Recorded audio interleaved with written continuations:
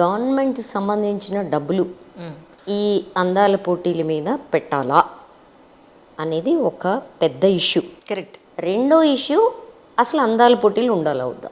Exactly. మొట్టమొదటి విషయం, let's ask మన మన ఘనత వహించిన ప్రభుత్వాన్ని, నాట్ ఎ సింగిల్ పర్సన్, ప్రభుత్వాన్ని అడుగుదాం. దాదాపుగా 300 కోట్లు ఖర్చు అవుతుందనేది అంచనా చెప్తున్నారు. అందులో మీరు అఫీషియల్గా అనౌన్స్ చేసింది 25 crores. టూరిజం నుంచి కొంత, మరి ఇంకా 10 కోట్లు ఇంకా దేని నుంచో మీరు అనౌన్స్ చేశారు. ఈ చేయడానికి కారణం ఏంటి?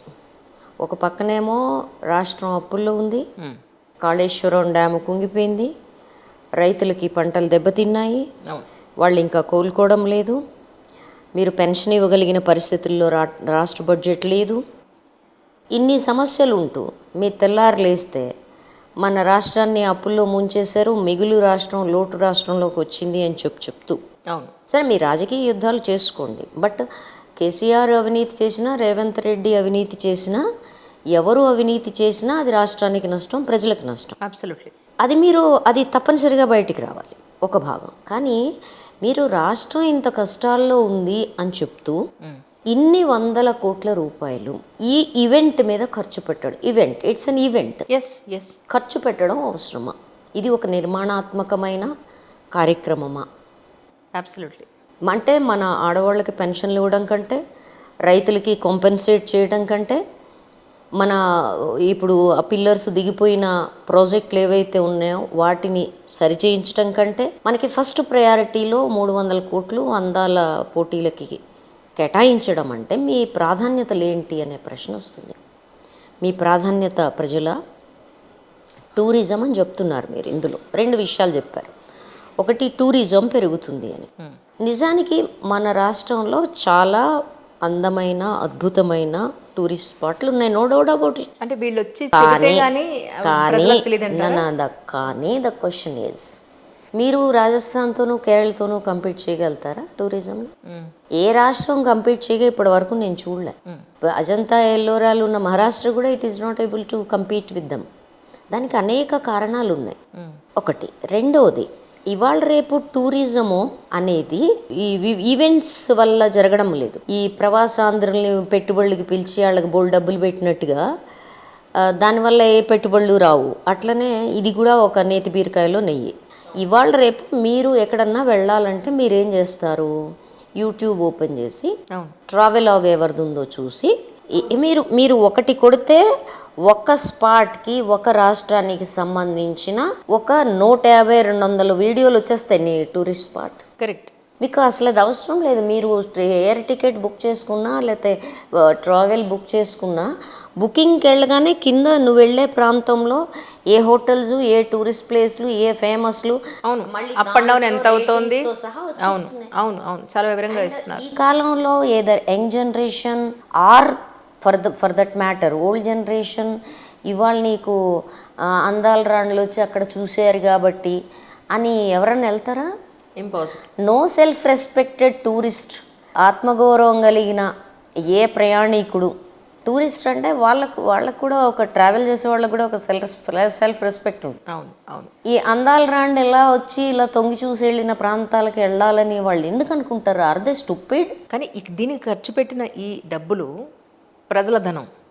ప్రజలు ఎలాగో అందరూ వచ్చి దీని గురించి మా డబ్బులు ఎందుకు ఇలా వేస్ట్ చేస్తున్నారని అడిగే పరిస్థితి లేదు. ఎవరిని క్వశ్చన్ చేయలేకపోతున్నారు. క్వశ్చన్ చేస్తే వాళ్ళ ప్రశ్నలు ఎవరింటున్నారండి? 1-way ట్రాఫిక్ కదా. ఇప్పుడు ఛానల్స్ అన్నీ ఎవరో ఒకళ్ళకి అఫిలియేటెడ్ ఛానల్స్ అన్నీ, వాళ్ళు ఏ ప్రశ్నలు అడగాలో, దేని మీద అడగాలో దాని మీదే అడుగుతారు. ఈ బ్యూటీ కాంటెస్ట్లో వాళ్ళకి అడ్వర్టైజ్మెంట్లు, ఫుటేజ్లు, దే లవ్ ఇట్.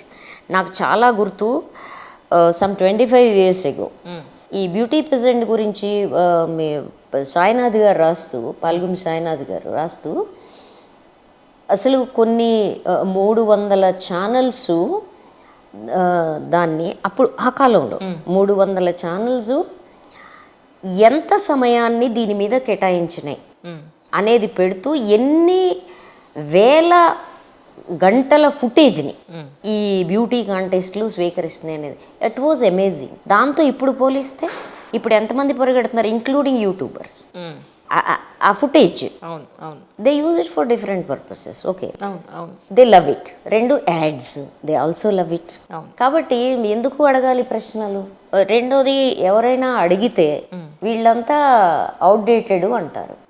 ఏంటి మీరు ఇంకా ఆ పాత సాంప్రదాయ పద్ధతుల్లో ఆలోచించి ఆడవాళ్ళని అణిచి ఉంచుదాం అనుకుంటారా అని అడుగుతారు. అంటే నా క్వశ్చన్ ఏంటంటే యాజ్ అ జర్నలిస్ట్గా ఇక్కడ ఒక క్వశ్చన్, వీళ్ళు ఏమంటున్నారంటే ఇది సాధికారత అంటున్నారు. ఒక స్విమ్ సూట్లో కనిపించినంత మాత్రాన ఏదో ఒక క్వశ్చన్కి నేను అది కూడా అంటలేదండి. నేనేమంటున్నా అంటే నిజంగా ఇది సాధికారత అయితే అయ్యా రేవంత్ రెడ్డి గారు, మీరు గ్రామం నుంచి మొదలుపెట్టి హైదరాబాద్ వరకు అందాల పోటీలే నడపండి. మరి ఓ పాలసీగా తీసుకోండి, గవర్నమెంట్ పాలసీగా. అప్పుడు చూద్దాం మీ గ్రామంలో మా ఆడవాళ్ళు ఏమడుగుతారు మిమ్మల్ని. ఇది సాధికారత అంటున్నారు కదా, ఇది సాధికారత ఏ రకంగా అవుతుందో నాకు కొంచెం చెప్పండి. ఎందుకంటే మా బుర్రలు కొంచెం మట్టి బుర్రలు. మీది ఆడవాళ్ళకి సంబంధించి అక్కడ కేంద్రంలో కానీ ఇక్కడ రాష్ట్రంలో కానీ రాజకీయ నాయకులందరూ వాళ్ళని ముందుకు తెచ్చేయడానికి వీళ్ళే వాళ్ళ గుండెల్లో దూరి అర్థం చేసుకుంటున్నట్టు చెప్తున్నారు వాళ్ళ ప్రాధాన్యతలన్నీ. చెప్పండి మాకు, ఇది ఏ రకమైన రాజకీయ పార్టీలన్నీ నోళ్ళు మూసుకున్నాయి. 300 అంటే వాళ్ళకు కూడా మేల్ గేజ్, వాళ్ళకు కూడా బాగుంది. ఓ అందగత్తెలు వస్తున్నారు, లెటర్ సి అని అందరు నోట్లో వెళ్ళాలి కొట్టినట్టు నోరు మూసుకుని ఊరుకున్నారు. అంతేగాని ప్రజాధనం ఇంత వేస్ట్ అయిపోతుంది, అనవసరం ఇది మనకి అని ఎవరన్నారో చెప్పండి నాకు. భారతీయ సంస్కృతి, దేవి గారు మీరు చీర కట్టుకోవట్లేదు, చున్నీ వేసుకోవట్లేదు అని యుద్ధానికి వచ్చేవాళ్ళందరూ ఇప్పుడు ఏంటండి మాట్లాడట్లేదు. భారతీయ సంస్కృతికి వారసులు, భారతీయ సంస్కృతికి వాళ్ళు ఏమంటారు గుత్తేదారులు, కాంట్రాక్టర్స్, హోల్సేల్ ఉన్నారు కదా మనకి. వాళ్ళేంటి నోట్లో పెద్ద పెద్ద రాళ్ళు పెట్టుకున్నారా బెల్లం గడ్డలు కాకుండా? ఎందుకని నోరెప్పట్లేదు? ఎందుకని ఇప్పట్లేదండి అంటే నాకు చెప్పండి. పాతకాలం నుంచి మనకి సనాతన ధర్మం నుంచి ఇవి నడుస్తున్నాయా? అదే కదా. గట్టిగా మనం మాట్లాడుకుంటే ఒక 74 సంవత్సరాల నుంచి ఈ అందాల పోటీలు జరుగుతున్నాయని చెప్పని వినికిడి. 74 సంవత్సరాలుగా అసలు అంటే అది బికినీ పోటీలతో మొదలైంది. ఈ పోటీల వల్ల ఏ దేశానికి ఏమి బికినీలు వాడడం అనేది అంత ప్రాచుర్యంలోకి ఓపెన్గా బహిరంగంగా రానప్పుడు బికినీల్ని ప్రమోట్ చేయటం కోసం జరిగింది. ఈ బికినీ పోటీల్లో పాల్గొనడం విషయం మీద దీన్ని అవమానకరంగానూ చాలా దేశాలు భావించాయి. ఇది కరెక్ట్ కాదు అని చెప్పి చాలామంది మాట్లాడారు. అసలు స్త్రీల శరీరాలను అట్లా ఎగ్జిబిట్ చేయడమే డే 1 నుంచి దీని మీద యుద్ధం ఉంది. అవును, ఇవాళ మొదలు కాలేదు. ఒకటి అంటే నేను అనేది ఏంటంటే ఇప్పుడు ఈ ప్రపంచ అందాల పోటీల వల్ల ఎవరికి, ఏ దేశానికి ఏ మంచి జరుగుతోంది అనేది నా క్వశ్చన్ మ్యామ్. మీ ఉద్దేశ ప్రకారం ఏ మంచి జరిగే అవకాశం ఉంది? ఏ సమస్యలు సాల్వ్ అయిపోతాయి? ఇది సమస్య సాల్వ్కి సంబంధించిన విషయం. ఫర్ ఎంటర్టైన్మెంట్ అంతేనా? ఎంటర్టైన్మెంట్ కాదు, ఇది చాలా సీరియస్ బిజినెస్. ఇది చాలా సీరియస్ బిజినెస్. ఇది ఎంత సీరియస్ బిజినెస్ అంటే దీన్ని పైపైన చూసి ఒక స్త్రీ శరీరాన్ని అక్కడ అశ్లీలంగా చూపెడుతున్నారు కాబట్టి మేము దాన్ని వ్యతిరేకిస్తున్నాము లేదా అనుకూలిస్తున్నాము అన్నంత చిన్న విషయం కాదు ఇది. మొట్టమొదటి విషయం, ఈ మొత్తం వ్యవహారంలో ఒక బిజినెస్ చూడండి, ఎవరెవరు ఇన్వాల్వ్ అయ్యి ఉన్నారు. What are the players? Who are the players? రాజకీయ నాయకులు, బిజినెస్ మెన్లు, ఫిల్మ్ వాళ్ళంతా స్పాన్సర్స్. వాళ్ళేంటంటే ఏదో ఈ నిమిషంలో చూసి ఆనందిద్దాంలే అనుకునే చిన్న ఆనందపరులు, అల్ప సంతోషులు. కానీ ఒరిజినల్ కథ అది కాదు. ఒరిజినల్ కథ ఎవరైతే దీన్ని కండక్ట్ చేస్తున్నారో, what is her name, some Julia మోర్లీ something, వాళ్ళ ఫ్యామిలీ ఎంత రిచ్ అయింది. దీన్ని ఒక ఆర్గనైజ్డ్ ఈవెంట్ కింద మార్చడంలో ఆమె సక్సెస్ అవడం ద్వారా ఆమె ఒక పెద్ద బిజినెస్ మోడల్ హర్ సెల్ఫ్. అంటే సక్సెస్ అయిందని మీరు అనుకుంటే డబ్బు సంపాదించడం సక్సెస్ అయింది. డబ్బు సంపాదనే సక్సెస్ బిజినెస్ అంటే. ఓకే, ఒకటి అక్కడ మొదలవుదాం. ఈవిడ్ని అందరూ ఎందుకు రెచ్చగొట్టారు? ఈవిడ పట్ల ఆధారపడి ఎందుకు ఆవిడ చుట్టూతా ఇంత పారాఫర్నీలియా మొదలైంది. కాస్మెటిక్ ఇండస్ట్రీ మీ చర్మం దగ్గర మొదలు పెడితే మీ గోరు కొన విరిగిపోవడం దగ్గర నుంచి, మీ క్యూటికల్స్ దగ్గర నుంచి, మీ కనురెప్పల వెంట్రుకల వరకు, మీ శరీరంలో బ్రెస్ట్ అప్లిఫ్ట్ దగ్గర నుంచి, మీ నడుము కర్వ్ ఎంత ఉండాలన్న దగ్గర నుంచి, మీ 2 కాళ్ళ మధ్య డిస్టెన్స్ ఇప్పుడు 3 అంగుళాలు ఉంటే మీరు బ్యూటీ. ఈ డిస్టెన్స్ కనుక మీరు క్లోజ్ చేసేస్తే యు ఆర్ ఫ్యాటీ. బాగుంది, బ్యూటీ పార్టీ. కాబట్టి దీని వరకు ఈ మొత్తం కాస్మెటిక్స్ ఎంత భయంకరమైన బిజినెస్ చేస్తున్నాయి వరల్డ్ వైడ్.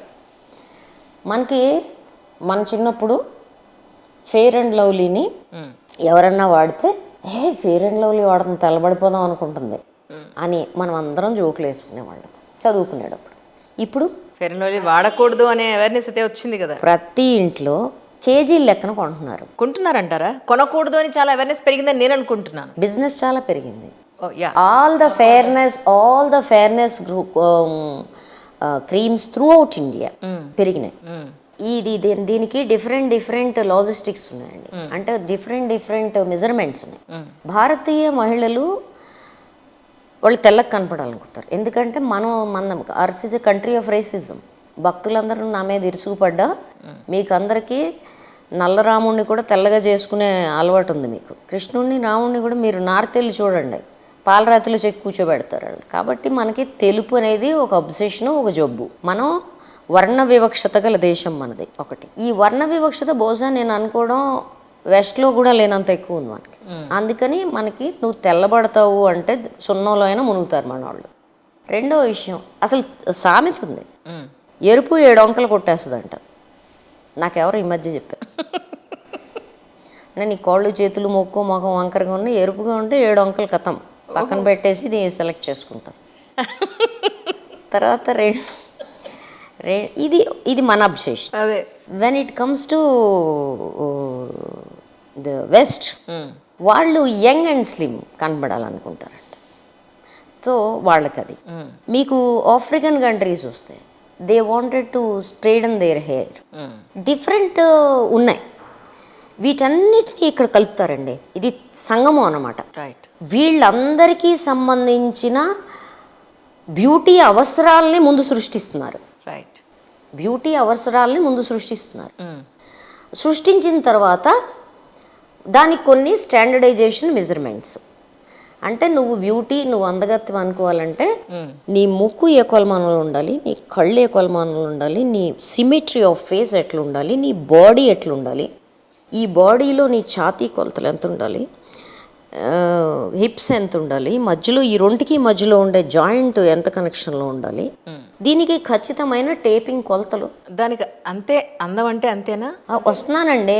అందం అంటే ఇంతే అని ఒకప్పుడు ఒక 5-6% ఎవరైతే కాస్త తెల్లగా ఉండి ముక్కు మొఖం కొంచెం సరిగ్గా ఉన్న వాళ్ళందరూ మేమే అందగత్తిలోని విరవేగుతుండేవాళ్ళు. కానీ ఇప్పుడు ప్రపంచం ఏం చెప్తోందంటే, నువ్వు ఎట్లా పుట్టేవని దాని గురించి అంజలమ్మ నువ్వు దిగులు పడకు.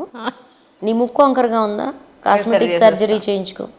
నీ పళ్ళు వంకరగా ఉన్నాయా, బ్యూటీ డెంటిస్ట్ దగ్గరికి వెళ్ళి. డెంటిస్ట్ మామూలు డెంటిస్ట్ అయితే నీకు ఏం చేయను, నీకు పళ్ళు పూచలేవు పో అంటాడు. అందుకని నీ బ్యూటీ డెంటిస్ట్ దగ్గరికి వెళ్ళు. నీ శరీరంలో ఏ మొక్క నీకు నచ్చపోతే ఇవాళ కాస్మెటిక్ సర్జరీ అనేది అత్యంత ప్లాస్టిక్ సర్జరీ అంటాం దాన్ని. ఈ ప్లాస్టిక్ సర్జరీ అత్యంత డిమాండ్ ఉన్న చాలా ఎక్స్పెన్సివ్ కోర్స్ ఇప్పుడు మెడిసిన్లో. నీ కోవిడ్ కాదు, కుష్ఠరోగం కాదు, క్షయ కాదు, ఇంకోటి కాదు. ప్లాస్టిక్ సర్జరీ అండి మన నిత్య జీవితంలో భాగం అయిపోయింది. బ్యూటీ పార్లర్స్, మసాజ్ సెంటర్లు, బ్యూటిఫికేషన్స్, సరే క్రీమ్లు ఇవన్నీ చెప్పా. ఇది కాకుండా health drinks, vitamin drinks, supplements. అంటే ఎందుకంటే వీళ్ళు తిండిదని కూడా చచ్చిపోతారు కదా, అందుకని ఇవన్నీ సప్లిమెంట్స్. ఇంత బిజినెస్ నడుస్తుంది. అయ్యో నేను ఇంకా అవ్వలేదు లిస్ట్. చెప్పండి. సరే, ఇది పైకి సంబంధించిన ఒక విషయం. ఇది కాకుండా ఏముంది, వీళ్ళ యాక్సెసరీస్, ఆ తర్వాత అసలు వీళ్ళని తయారు చేసేవాళ్ళు. నాకు ఈ మధ్యనే ఒక సమాచారం వచ్చింది. ఆ సమాచారం ఏంటంటే, ఒక అమ్మాయి, నాకు తెలిసిన ఒక అమ్మాయి మిసెస్ ఇండియాకి మిసెస్ వరల్డ్ వాళ్ళకి యాస్పిరెంట్గా అప్లై చేసి సెలెక్ట్ అయింది. సెలెక్ట్ అయిన తర్వాత ఆ అమ్మాయిని వాళ్ళు పిలిచి, నువ్వు 2 లక్షలు కట్టాలి, ఆ తర్వాత మేము 1 వీక్ ఎంతో మీకు ట్రైనింగ్ ఇస్తాము, దానికి రావాలి, తర్వాత ఎక్స్పెండిచర్ అంతా మీరు పెట్టుకోవాలి, మా ఫీజు మాకు పే చేయాలన్నారంట. ఈ మాత్రం దాన్ని మిసెస్ వరల్డ్ అవటం అవసరం అనుకుని మానేసింది. అంటే దీని వెనకాల మిమ్మల్ని, మీ శరీరాన్ని వాళ్ళు ఏం చెయ్యరు. ఇప్పుడు మీ ముక్కు, అంజలి గారు మీ ముక్కు బాగాలేదు, దీన్ని మార్చుకోవాల్సి ఉంటుందని నేను చెప్తా. అంటే మిమ్మల్ని మిస్ వరల్డ్ యూనివర్సో, మిస్ బెంగళూరో, మిస్ హైదరాబాదో, లేకపోతే మిస్ చెన్నైయో మార్చే పనిలో ఉన్నాను కదా. అదే కదా. సో ఫస్ట్ మీ శరీరంలో ఏవేవైతే అందం యొక్క ప్రామాణికతకి రావో వాటన్నిటిని కట్ పేస్ట్ చేయాలి. ఆ సలహా నేను చెప్తా. అక్కడ start I'm a consultant to you. Okay, మీ శరీరాన్ని చిత్రికి పట్టి కోసేసి అతికిచ్చి ఇవన్నీ చేసే పని చేస్తాం. ఇది చేయడం లాంగ్ ప్రాసెస్. అవును. So expensive process. ఇందులో ఈ మీ శరీరం మీద ప్రయోగం చేసే వాళ్ళు మళ్ళీ వీళ్ళందరూ వస్తారు. ప్లాస్టిక్ సర్జన్స్ దగ్గర నుంచి మీ గోల్డ్ క్లీన్ చేసే వాళ్ళ వరకు ఒక లాంగ్ లిస్ట్ వస్తుంది. అవును. ఓకే, ఇదొక భాగం. ఇది అయిపోయిన తర్వాత మధ్యలో ఇది అయిపోయిన తర్వాత మళ్ళీ మీకు సలహాలు ఇచ్చేవాళ్ళు. అయ్యా మీరు ఎలా నిలబడాలి, ఇలా నిలబడకూడదు, మీరు నేను ఇదంతా చదువుతున్నాడు. లెట్ మీ టెల్ యూ, నాకు మంచి సరదాగా అనిపించింది ఈ మధ్యయుగాల్లో నోబెల్ క్లాసెస్ ఆఫ్ యూరోప్, అంటే కులీన వర్గాలకి సంబంధించిన ఆడపిల్లలు వాళ్ళు ఎట్లా నడవాలి అన్న దగ్గర నుంచి వాళ్ళు ఎట్లా అంటే దే షుడ్ నాట్ వాక్, వాళ్ళు నడవకూడదు, వాళ్ళు అట్లా గ్లైడ్ అవుతున్నట్టు, అంటే అట్లా తేలిపోతున్నట్టుగా నడవడం అనేది ప్రాక్టీస్ చేయడానికి వాళ్ళకి స్పెషల్ లేడీస్ స్కూల్స్ ఉండేవి. ఓకే. సో నువ్వు ఎట్లా కూర్చోవాలి, నువ్వు కూర్చుంటున్నప్పుడు సపోజ్ సే నువ్వు ఇలా కూర్చోవాలి, you should not open your legs. అట్లనే ఒక సైడ్కి ఎట్లా కూర్చోవాలి, నీ మేనరిజమ్స్ ఏంటి, నువ్వు టీ ఎట్లా తాగాలి, అంటే ఎవ్రీ పోజ్లో వీళ్ళు ఇంకోటి యాడ్ చేస్తారు. నీ బెస్ట్ సైడ్ ఏంటి, నీ ఫోటోజెనిక్ సైడ్ ఏంటి, నువ్వు నీ బాడీలో ఇది కొంచెం తేడా ఉంది కాబట్టి నువ్వు అసలు ఎప్పుడు మీరు చూడండి ఈ మొత్తం ఈ ఫోటో అందాల రాణిల్లో వాళ్ళని మీరు కనుక జాగ్రత్తగా పరిశీలించి చూస్తే ఒక్కొక్కళ్ళు ఒక్కో పోజ్లో ఉంటారు. అది కూడా వాళ్ళు ఆల్వేస్ ఆ పోజ్నే కంటిన్యూ చేస్తారు. ఎందుకంటే ఆ యాంగిల్ నుంచి వాళ్ళు బాగుంటారు కాబట్టి అది మెయింటైన్ చేస్తూ అది వాళ్ళకి చెప్తారు వాళ్ళు. అవును అవును. సో ఇదంతా ఒక పెద్ద బిజినెస్, అంటే ఒక తయారు చేయడము, ఒక ఎండ్ ప్రొడక్ట్ బయటకు వస్తుంది. Now you are not a person, you are a end product.